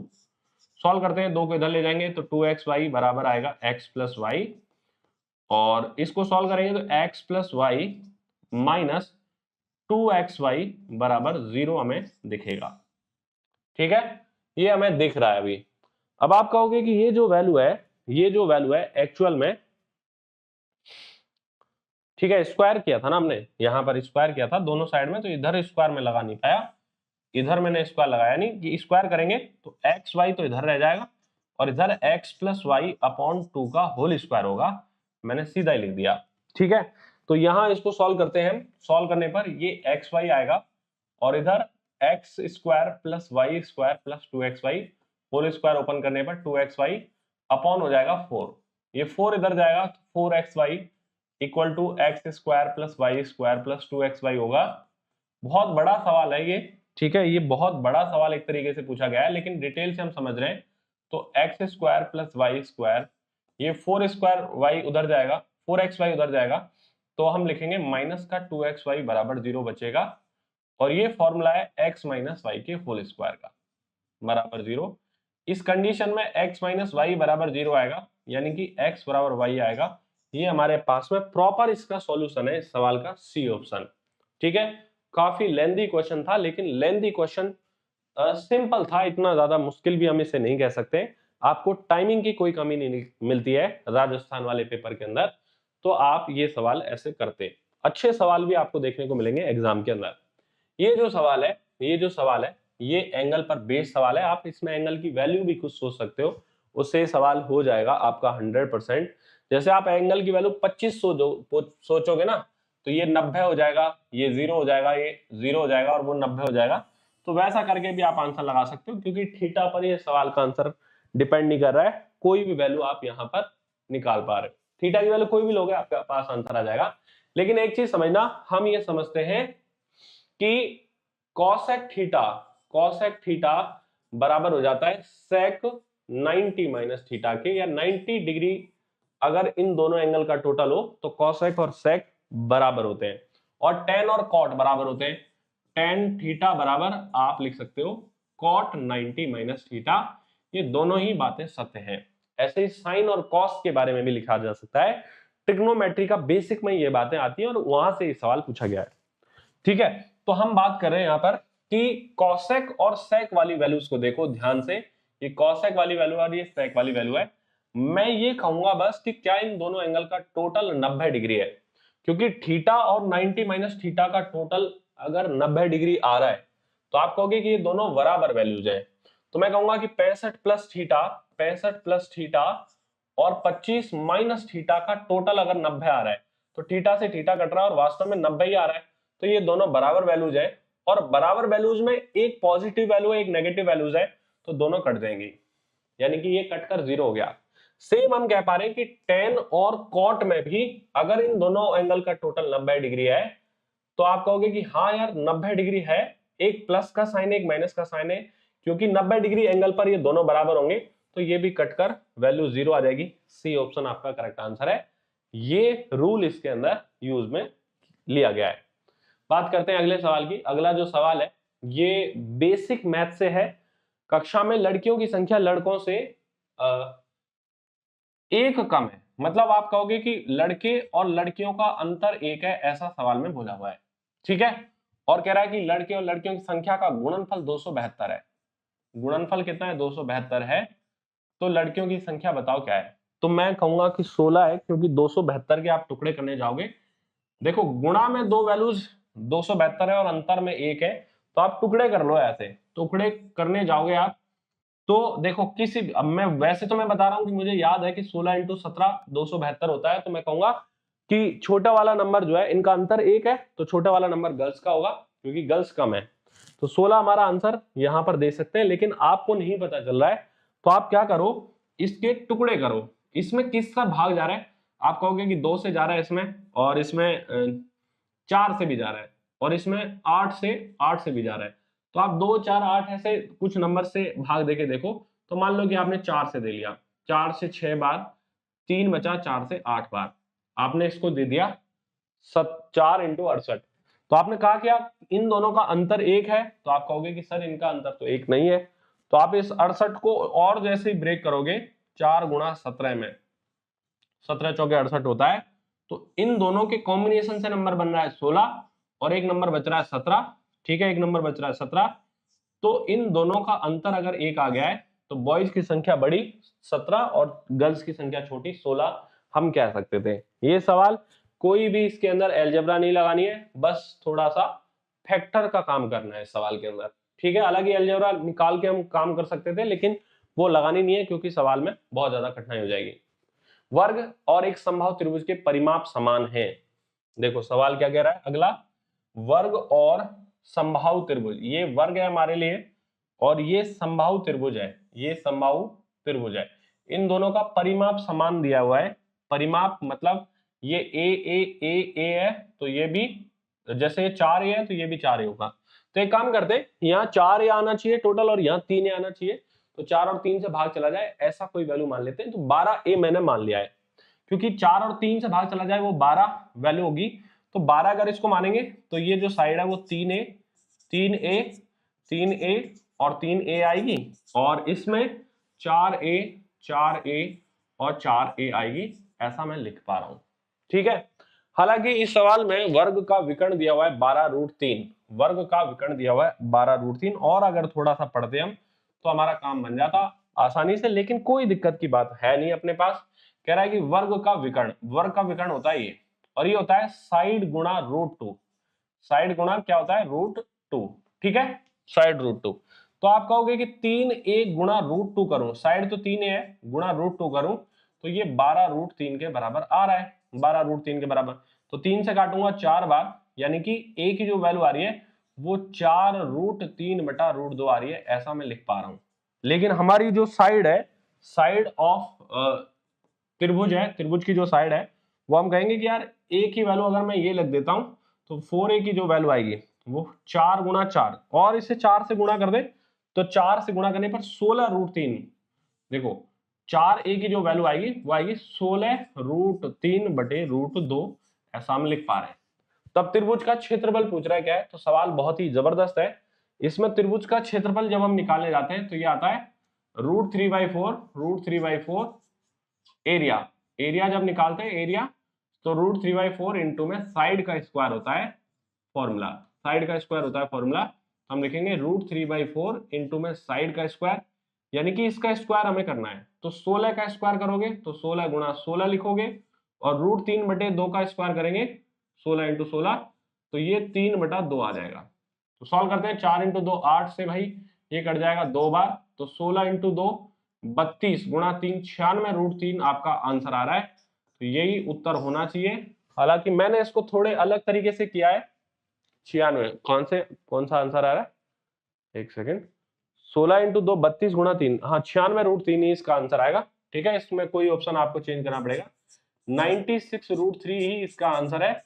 हालांकि इसमें कोई भी ऑप्शन पेपर में भी मैच नहीं कर रहा था। ठीक है, तो आप इस सवाल में बोनस मिला था, इस सवाल के अंदर 96√3 ही इसका करेक्ट आंसर है। ठीक है, चलो अगला सवाल देखते हैं। कह रहा है कि 4x³ प्लस kx का गुणनखंड 2x प्लस 1 है, तो k का मान बताओ क्या है। देखो ऐसे सवाल में अगर ये इसका गुणनखंड है ना, तो मतलब इससे इसमें पूरा पूरा भाग जाएगा, यानी कि 2x प्लस 1 से मैं भाग दूंगा इसमें, इस वाले में, तो पूरा पूरा भाग जाने का मतलब है कि शेष 0 बचेगा। कितना बचेगा, शेष 0 बचेगा, शेष 0 बचेगा। इसका मतलब 2x प्लस 1 बराबर 0, यानी कि x की वैल्यू अगर मैं लिखूं 2x बराबर, अगर मैं -1 रख दूं ना यहाँ पर, तो इसकी वैल्यू 0 आनी चाहिए, यानी कि शेषफल 0 बचेगा। तो x की वैल्यू -1/2 रखने पर, इस सवाल में x की वैल्यू -1/2 रखने पर, देखो -1/2 रखने पर, x की वैल्यू -1/2 रखने पर ये वैल्यू 0 देनी चाहिए, क्योंकि शेषफल 0 बच रहा है, फैक्टर है यानी कि 0 बच रहा है। अब ये कॉन्सेप्ट हो सकता है कि आपके ढंग से अभी समझ में ना आए, लेकिन अलजेब्रा पढ़ाते टाइम ये बहुत अच्छे से समझ में आता है। इस बात को ध्यान रखो कि जब ये गुणनखंड है इसका, तो इसको 0 करने पर x की जो वैल्यू आएगी वो वैल्यू इसमें पुट करके इसको 0 करने पर जो k की वैल्यू आएगी वही आपका उत्तर है। तो सॉल्व करेंगे 4 गुणा -1/8 प्लस माइनस का k/2 बराबर 0। ये k/2 उधर जाएगा, ये 4 से कट रहा है एक्चुअल में 2 बार, ठीक है। तो k/2 उधर लेके जाएंगे तो -1/2 बराबर आएगा k/2, 2 से 2 काट देंगे तो k की जो वैल्यू है वो -1 आनी है, यानी कि सी ऑप्शन आपका करेक्ट है। ठीक है, सी ऑप्शन आपका करेक्ट है। चलिए अगला सवाल आपके सामने क्या कह रहा है, इस पर भी बात करते हैं। ये दिया हुआ है x upon x square minus 2x plus 1 बराबर 1/4। x upon x square minus 2x plus 1 बराबर 1/4। तो x cube plus 1 upon x Q value पूछ रहा है क्या है। देखो एक बात समझो, यहां से आप चाहे तो क्रॉस में मल्टीप्लाई कर दो, इसको क्रॉस में मल्टीप्लाई कर लेते हैं, ठीक है, थोड़ा आसान हो जाएगा आपके लिए। 4x बराबर ये आ रहा है x square minus 2x plus 1। इसको इधर उधर एडजस्ट करें तो X square minus 6x plus 1 बराबर 0 आ रहा है। देखो अब ये जो सवाल है ना, हमें चाहिए इसमें x cube plus 1 upon x Q, तो हमें इस सवाल को x प्लस 1 अपॉन एक्स के माध्यम से कन्वर्ट करके सॉल्व करना होगा, क्योंकि x प्लस 1 अपॉन एक्स से ही x cube plus 1 upon x cube आसानी से निकाला जा सकता है। तो इसे सॉल्व करेंगे तो मैं x से भाग देता हूं, देखो इसमें तो यहां बचेगा x माइनस यहां बचेगा 6 और यहां बचेगा 1 अपॉन एक्स बराबर 0। तो इसको एडजस्ट करेंगे तो 1x upon x plus 1 upon x बराबर 6 आएगा। और इससे अगर क्यूब में जाना है, हमें x cube plus 1 upon x cube में जाना है, तो हम लिखते हैं 6 का क्यूब माइनस 3 गुणा 6, क्योंकि हमारे पास फॉर्मूला क्या होता है कि जो ये वैल्यू आएगी उसका क्यूब करो और उसका 3 गुना माइनस कर दो, अगर हमें x cube plus 1 upon x cube निकालना है तो हम कहेंगे कि 216 में से 18 माइनस करने पर 198 आपका उत्तर आना चाहिए। तो 198 यानी कि ए ऑप्शन आपका सवाल का उत्तर होगा। आगे बढ़ते हैं, अगला सवाल है आपकी स्क्रीन पर। ये देखो सिलेंडर का वॉल्यूम और सिलेंडर का टोटल सरफेस एरिया से रिलेटेड सवाल पूछा गया है। हालांकि देखो आप सवाल को यहां से क्रैक कर सकते हो, ये सवाल जो होते हैं ये बड़े आसान होते हैं। यहाँ पर पाई की वैल्यू 22/7 भी लेने को बोला है। कुल सतही क्षेत्रफल होता है, देखो 2πRH तो होता है इसका कर्व्ड सरफेस एरिया या वक्र पृष्ठीय क्षेत्रफल, और बेस का एरिया 2πr² लेते हैं, क्योंकि नीचे और ऊपर दो फेस होते हैं इसमें, तो यहां से कॉमन ले लेते हैं हम 2πr, ठीक है। और हमारे पास जो बचता है वो r प्लस एच बच जाता है, यहाँ पे h बचेगा वहां r बचेगा, यानी कि जो भी हमारा उत्तर होगा उसमें पाई यानी कि 22/7 का गुणा होगा, जिसमें 7 से देखो ये कट सकता है या ये कट सकता है, लेकिन 22 से कोई नंबर नहीं कटेगा, यानी कि जो हमारा उत्तर है वो 22 से डिवाइड होना चाहिए। 22 का मतलब 11 से डिवाइड होना चाहिए। तो क्या 11 से डिवाइड हो रहा है? हो रहा है, हो रहा है, हो रहा है। और ये नहीं हो रहा, 11 से डिवाइड हो रहा है क्या? ये नहीं हो रहा है, तो ये ऑप्शन आपका नहीं हो सकता, ठीक है। अब पर हमसे सवाल यहां तक तो सॉल्व नहीं हो रहा है, तीनों में से कोई भी वैल्यू सॉल्व हो सकती है, ठीक है। 2 का मल्टीपल होगा तो 2 का मल्टीपल भी निकल के आ रहा है हमसे। अब देखो सवाल करना ही पड़ेगा हमें पूरा का पूरा। कह रहा है कि कई बार सवाल ऐसे ही हो जाता है 11 के मल्टीपल चेक करके ही। एक ठोस सिलेंडर के आधार की त्रिज्या और ऊंचाई का अनुपात दिया हुआ है 2:3 और इसका वॉल्यूम, वॉल्यूम का जो फॉर्मूला होता है ना, किसी भी अरे वॉल्यूम का जो फॉर्मूला होता है वो होता है πr²h, ठीक है, या आयतन का फॉर्मूला होता है ये। वॉल्यूम आपको दिया हुआ है 1617 इसका आयतन दिया हुआ है, 22/7 गुणा r², r की वैल्यू हम 2x मान लेते हैं, तो 2x का स्क्वायर इंटू में 3x मान लेते हैं हाइट, ठीक है। सॉल्व करते हैं, देखो 22 से कैंसिल होता हुआ दिख रहा है मुझे, तो 22 से नहीं हो रहा है, 11 से 2 बार और 11 से 14 बार 154, 11 से 7 बार, बिल्कुल 7 बार कट रहा है ये, ठीक है। और इसको सॉल्व करें हम तो ये एक्स स्क्वायर इंटू एक्स, ये तो हो गया एक्स क्यूब, और 2 इंटू 2 का स्क्वायर यानी कि 8 इंटू 3 चला गया नीचे, तो 3 से काट लेते हैं इसको, 3 से कट रहा है 49 टाइम्स, तो 7 गुना 49 यानी कि 343 अपॉन 2 गुना 2 का स्क्वायर यानी कि 4 करने पर 343 अपॉन 8 आ रहा है एक्स क्यूब की वैल्यू। तो एक्स क्यूब की वैल्यू ये आ रही है, यानी कि एक्स की वैल्यू निकालेंगे तो क्यूब रूट करने पर 343 का क्यूब रूट 7 और 8 का क्यूब रूट 2, 7/2 वैल्यू आ रही है एक्स की, ठीक है। तो एक्स की वैल्यू 7/2 आ रही है। हमारा जो टोटल सरफेस का एरिया का जो फॉर्मूला है वो हमने सामने लिख रखा है ये, तो एक्स की वैल्यू यहाँ पर 7/2 लिखते हैं, यानी कि मैं लिखूंगा 2 गुणा 22/7, तो पाई की वैल्यू दे दी है, आर की वैल्यू दी हुई है 7/2 और यहाँ आर की वैल्यू 7/2। देखो r की वैल्यू 7/2 नहीं है, x की वैल्यू 7/2 है, तो r तो 2x थी और h क्या थी, 3x थी। तो r की वैल्यू अगर हमको निकालनी है तो इसका भी डबल करना पड़ेगा, यानी कि 7/2 का डबल करेंगे तो 7 ही वैल्यू आ रही है, ये वैल्यू 7 आ रही है और ये भी वैल्यू 7 आएगी। r की वैल्यू तो आ रही है 7, और अगर मैं यहाँ 7/2 से गुणा करूंगा तो ये 21/2 आ रहा है, 21/2 आ रही है ये वाली वैल्यू। ठीक है, h की वैल्यू सॉल्व करते हैं, 7 से 7 कैंसिल कर देंगे, 44 इंटू में 7 इंटू 2 34 प्लस 21, नहीं 14 प्लस 21 35 आ रहा है, 35/2 आ रहा है, यानी कि 2 से डिवाइड करने पर 21 आएगा। 1 गुणा 5 करने पर आखिरी में 5 होना चाहिए, है ना, 5 वाला ऑप्शन तो नहीं है इसमें, कहीं मिस्टेक किया है क्या, 2πr इंटू में r plus H, 2πr, r की वैल्यू मैंने कितनी ली है 7, 7 ही अंदर ली है, और 7/2 का 3 टाइम्स 21/2 लिया है, ये यहां से ठीक है, 15 35 2 से,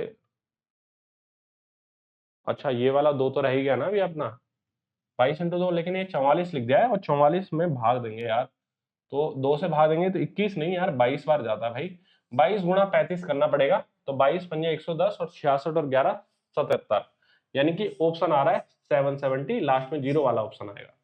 ठीक है, थोड़ा सा वहां मिस्टेक कर दिया था हमने, कोई बात नहीं।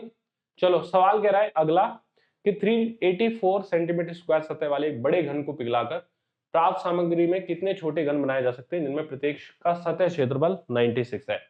क्या आप जानते हैं, क्या आप जानते हैं घनाभ के लिए,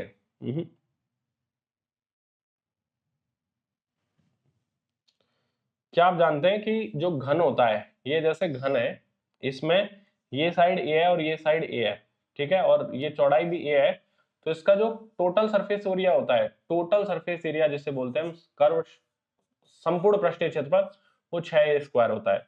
ये बात हमें यहां से ध्यान ध्यान रखनी है, तो इसको तो डिलीट ही मार दे, ठीक है। तो इसमें भी वही बात का यूज करना हमें कि 384 6a स्क्वायर का वैल्यू है 384, तो एक बड़ा वर्ग, बड़ा घन है, तो 6 से अगर इसकी साइड निकाला चाहो तो 6 बार 2 बचेगा और 6 से 4 बार, तो a स्क्वायर बराबर 64 का मतलब a की वैल्यू आ रही है 8। यानी कि देखो एक बड़ा घन है, बड़ा घन है, ये जैसे बड़ा घन की बात कर रहे हैं,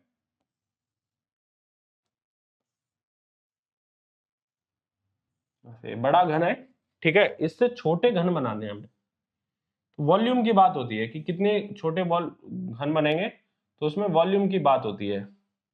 तो जैसे मैं इनको मिला देता हूं एक बार, ऐसे कितने घन बनाएंगे, तो इसका वॉल्यूम इनके टोटल वॉल्यूम के बराबर करना चाहिए, एन है अगर ये, तो एन वॉल्यूम के बराबर करना है।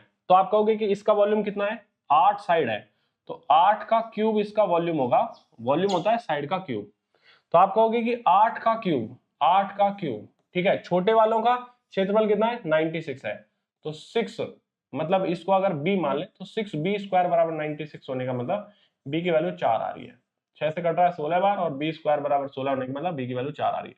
तो n अगर छोटे वाले घन बनेंगे तो n घनों का वॉल्यूम कितना होगा, n इंटू 4 का क्यूब, यानी कि बेसिकली हमें 8 इंटू 8 इंटू 8 में भाग देना है 4 इंटू 4 इंटू 4 का, तो हमारे पास में नंबर ऑफ घन निकल के आ जाएंगे, कितने हैं, तो 4 से 4 से 4 से सब 2 बार कट जाएंगे, तो 2 गुणा 2 गुणा 2, यानी कि 8 हमारे पास में घन निकलेंगे, 8 ऑप्शन ही आपका उत्तर है।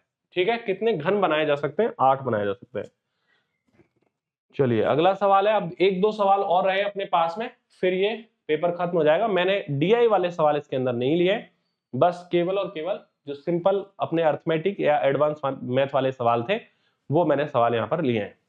चलिए बात करते हैं अगला सवाल, ए बी और सी एक साझेदारी में 7/2 4/3 और 6/5 के अनुपात में निवेश करते हैं 4 महीने बाद। देखो ये जो अनुपात है ना, पहले इसको सिंप्लीफाई करना पड़ेगा, तो सिंप्लीफाई करने के लिए ये जो अनुपात है सिंप्लीफाई करना पड़ेगा, तो सिंप्लीफाई करने के लिए जो फ्रैक्शन में जो वैल्यू दी हुई है 2 3 5, इनके एलसीएम से गुणा करना पड़ेगा। ये जो नीचे जो वैल्यू दी हुई है, अब 2 3 5 का एलसीएम आप जानते हो, 2 3 5 का एलसीएम आप जानते हो कि 30 होता है, 30 होता है, तो सीधा ही इसको 30 से गुणा कर लो आप, 30 से गुणा करेंगे तो 2 से 15 बार 15 गुणा 7 करने पर 105 वैल्यू आई, एक ही, ठीक है, 3 से जैसे 10 बार 10 गुणा 4 करने पर 40 आई बी की वैल्यू, 5 से जैसे 6 बार 6 गुणा 6 करने पर 36 आई सी की वैल्यू। तो ये तीनों की वैल्यू आ गई है। ठीक है, सवाल में यहां तक हमको सिंप्लीफाई करना था इसको। अगली बात क्या कह रहा है कि 4 महीने बाद ए ने अपने हिस्से में 50% की वृद्धि की, मतलब 50% बढ़ा दिया। अब देखो इसको 4 महीने तक तो ये लगा के रखा और फिर बढ़ा दिया 50%। तो 50% बढ़ाने का मतलब है 1/2 बढ़ाना, यानी कि फिर कर दिया इसने 3/2।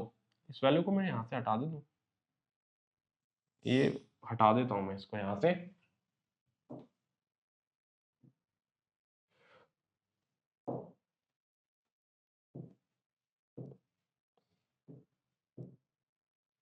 ओके ठीक है, ये मैंने हटा दिया है। तो आप कहोगे कि 105 गुणा 3/2 हो जाएगा। ओके, तो ये 50% बढ़ाने का मतलब आधा बढ़ाना, और आधा बढ़ाने का मतलब 3/2 टाइम्स हो जाएगा अगले 8 महीने के लिए, अगले 8 महीने के लिए। ऐसे एक वर्ष के अंत में कुल लाभ अगर आपको मिला है इतना, तो लाभ में बी का हिस्सा पूछ रहा है, बी का हिस्सा। देखो एक साल के अंत की बात की है तो ये हमारे पास में मिलेगा 12 महीने के लिए, 12 महीने के लिए ये, और 12 महीने के लिए इसने पैसा लगाया हुआ। इसने 4 महीने तक तो 105 लगाया, फिर 105 में 50% की वृद्धि का मतलब 3/2 गुणा करके 8 महीने तक ये पैसा लगाया, तो इसका पैसा जुड़ेगा। तो आप कहोगे कि यार कुछ कॉमन आ रहा है तो काट लेना, तो हम कहेंगे कि 4 कॉमन आ रहा है, 4 यहां भी है 4 यहां भी है, 4 से 2 बार कटेगा, 4 से 3 बार, 4 से 3 बार, 2 से इस 2 को काट ही लो आप। क्या 3 सब में कॉमन आ रहा है? तो मैं कहूंगा कि 3 सब में कॉमन आ रहा है। 3 से देखो ये कट रहा है, 3 से कट रहा है 35 बार, ठीक है, 3 से ये भी कट रहा है और 3 से ये भी कट रहा है, यानी कि यहाँ 35 और 105 बचा 140, 140 बचा, 35 और 105 बचा 140, यहाँ 40 बच रहा है और वो बच रहा है 36। मैं कहूंगा कि 4 से और कट रहा है भाई, तो 35 बार 10 बार और 9 बार कट रहा है ये। तो बी को हिस्सा मिला है 10, बी का हिस्सा निकालने जा रहे हैं हम, तो बी का हिस्सा मिल रहा है 10। टोटल कितने में से? 35 और 9 44 और 10 54 में से, 54 में से ही मिल रहा है। तो 21,600 में से कितना मिलेगा वो आपसे पूछा गया है। तो ये सीधा सीधा कट रहा है इससे 4 बार, 400 गुणा 10 यानी कि 4,000 रुपए मिलेंगे।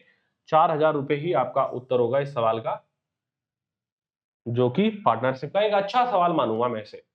ठीक है, एक अच्छा सवाल एलडीसी में आपसे पूछा गया है, तो आप देख सकते हो कि सवाल किस लेवल के आ रहे हैं। अगला सवाल है आपके लिए ये, कितने सवाल हैं अपने पास में? 3 क्वेश्चन और है। विपुल टूर पर है और उसके पास अपने खर्चों के लिए 360 रुपए है।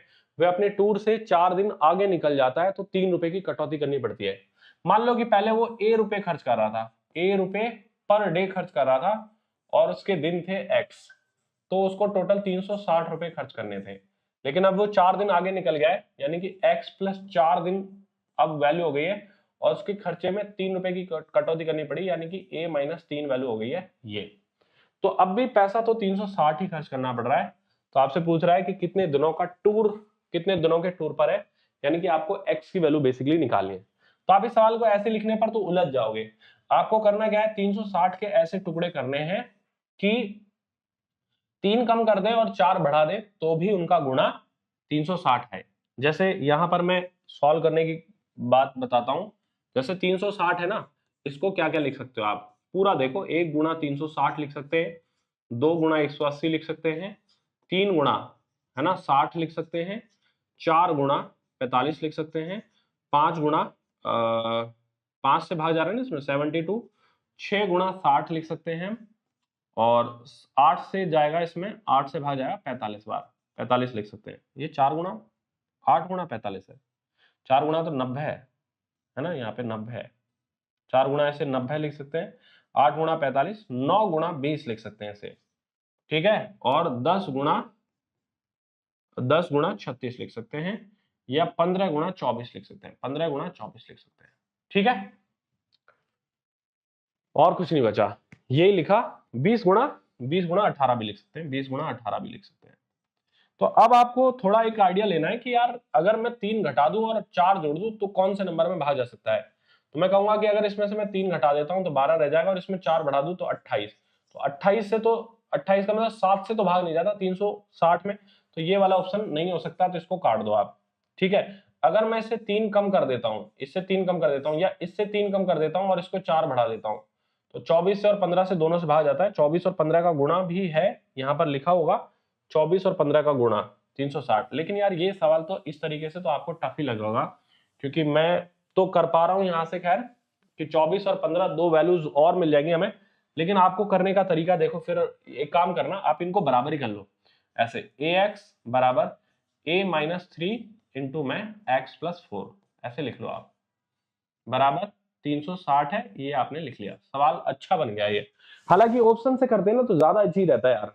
अगर मैं ये 18 लूं तो 18 देने पर 20 आएगा, दूसरी बात, ठीक है। अगर मैं 4 दिन आगे निकाल रहा हूं, देखो दिनों की संख्या नहीं, ये दिनों की संख्या है, तो 4 दिन आगे निकालूंगा तो ये 22 दिन हो जाएंगे। तो 22 से इसमें भाग नहीं जाता तो ये ऑप्शन हो नहीं सकता, 18 वाला ऑप्शन हो नहीं सकता। 21 से तो वैसे ही भाग नहीं जाता 360 में, तो ये भी ऑप्शन नहीं हो सकता। 19 से भाग नहीं जाता 360 में, ये नहीं हो सकता। तो 20 वाला ऑप्शन हो सकता है। 20 में अगर 4 दिन आगे निकल जाऊं तो 24 हो जाएंगे। अगर 20 से भाग दे रहा हूं तो 18 रुपए पर डे का खर्चा आ रहा था, और 24 से 15 रुपए खर्चा आ जाएगा। मतलब अगर ये 4 दिन बढ़ेंगे तो उसका 3 रुपए कटौती हो रही है। तो उत्तर तो डी ऑप्शन ही है, ऑप्शन से आप जा सकते थे। लेकिन अगर आपको प्रॉपर सॉल्व करना है तो आप ऐसे लिखोगे, ax बराबर गुणा करें से ax आएगा, गुणा करें इसको 4a आएगा प्लस का, और माइनस का 3x, ठीक है, माइनस का 3x माइनस का 12 बराबर आ रहा है 360, ठीक है। तो आप ax से x से यहां काट दोगे तो एक इक्वेशन आपके पास में ये बनी 4a minus 3x plus minus 12 बराबर 360, और एक इक्वेशन ये बननी है कि ax बराबर 360 है। तो अब भी थोड़ा सा मेहनत तो करना पड़ेगा कि यहां से a की वैल्यू लिखोगे 360 अपॉन x, और 360 अपॉन x यहां पर लिखते हुए एक ही फॉर्मेट में इस इक्वेशन को बनाओगे और फिर सॉल्व करोगे। तो काफी लेंदी प्रोसेस है इसे हम ऑप्शन से करेंगे तो बेटर रहेगा। अच्छा सवाल था, ठीक है। अगला सवाल है आपके सामने ये, यदि एक बहुभुज के प्रत्येक आंतरिक कोण का मान 150 है, तो देखो बहुभुज जो भी हो अपने पास में, जैसे जो भी बहुभुज है, जैसे मैंने मान लिया कि ये हमारे पास में एक बहुभुज है इस तरीके से। अब पता नहीं कि यार ये कितना बड़ा है, हमें नहीं पता कि कितना बड़ा है, ठीक है, ऐसे कितनी भी बड़ी है। लेकिन बहुभुज में अगर ये आंतरिक कोण आपको दे रखा है 150, तो आप ये जानते हो कि अगर इस लाइन को आगे बढ़ा दूंगा तो ये जो बाह्य कोण है ना, बाह्य कोण है वो आ जाएगा 30 डिग्री। कितना आ जाएगा? 30 डिग्री, ठीक है, क्योंकि दोनों एंगल का टोटल, इंटरनल और एक्सटर्नल एंगल का टोटल 180 बनता है, तो बाहर वाले का एंगल 180 हो जाएगा। अच्छा, किसी भी बहुभुज में बाहर के जितने भी कोण होते हैं उनका टोटल होता है 360। बाहर के सारे कोणों का टोटल 360 है और एक कोण 30 का है, तो भुजाओं की संख्या निकालनी है तो 30 से भाग दे दो। 360 में भुजाओं की संख्या 12 आएगी, और 12 ही सवाल का उत्तर होगा, डी ऑप्शन। ये सवाल इजी था, ठीक है। अगला सवाल है आपके सामने ये, एबीसी में बाह्य कोण बी और सी के समद्विभाजक ऊपर मिलते हैं, ए का मान 62 है तो बी और सी का मान बताना है क्या है। तो आपको सवाल ये सिंपल ही है, इसमें एक रूल लग रहा है आपके लिए, एक्सटीरियर एंगल थ्योरम है, उस पर ये सवाल है। जैसे मान लो कि ये एबीसी एक ट्राइंगल है, एबीसी एक ट्राइंगल है, कह रहा है कि बी और सी के, हाँ, बाह्य कोण बी और सी के समद्विभाजक, बाह्य कोण मतलब इसको बढ़ा दें आगे और इसको बढ़ा दें तो ये दोनों बाह्य कोण है, और इसके समद्विभाजक, समद्विभाजक यानी कि इस कोण का समद्विभाजक और इस कोण का समद्विभाजक जिस पॉइंट पे मिलते हैं उस पॉइंट का नाम है ओ। तो यहां बनने वाला एंगल जो होता है वो इस एंगल, जैसे अगर ये ए एंगल है ना, तो इधर वाला एंगल 90 माइनस a/2 होता है। ये थ्योरम आपके निकल के आती है, 90 माइनस a/2 होता है। तो आप कहोगे कि यार इस एंगल की वैल्यू अगर हमारे पास में 62 दी हुई है तो ये एंगल आएगा 90 माइनस 62/2, यानी कि 90 में से 31 माइनस करना है। तो 90 में से 30 माइनस करते तो 60 आता, एक और कम करने पर 59 आपका उत्तर हो जाएगा, सी ऑप्शन, ठीक है। तो ये हमारा सॉल्यूशन रहा पूरे पेपर का। मकसद ये है कि सॉल्यूशन करवाने के बाद में आपको एक आइडिया लग जाता है कि सवाल किस तरीके के आते हैं और किस तरीके से आपको करने होंगे। हालांकि मैं आपको ये बता देता हूं कि इन सवालों में ज्यादा टेक्निक्स नहीं लगे कि आप मल्टीपल से या फिर बिना बेसिक के सवालों को निकाल सकें। एग्जामिनर ने बड़े ही चतुराई से सवाल दिए थे और सारे सवाल काफी अच्छे निकले लगभग। तो आपको टाइम ज्यादा मिलता है, इसलिए सवालों की वैल्यू जो है वो कम रह जाती है, बाकी सवाल अच्छे हैं, ठीक है। अब इस पेपर के आधार को मानते हुए मैंने एक पूरा डिटेल्ड प्लेलिस्ट तैयार किया हुआ है एलडीसी का, उसे आप जरूर देखना, ठीक है। मैं पूरी वीडियोस यहां पर अपलोड कर रहा हूं धीरे धीरे, ज्योमेट्री, मेंसुरेशन, अलजेब्रा, ट्रिग्नोमेट्री, इनसे रिलेटेड सारे सवाल आपके सामने धीरे धीरे आने वाले। इस वीडियो में इतना ही, मिलते हैं फिर आगे नई वीडियो के साथ। धन्यवाद।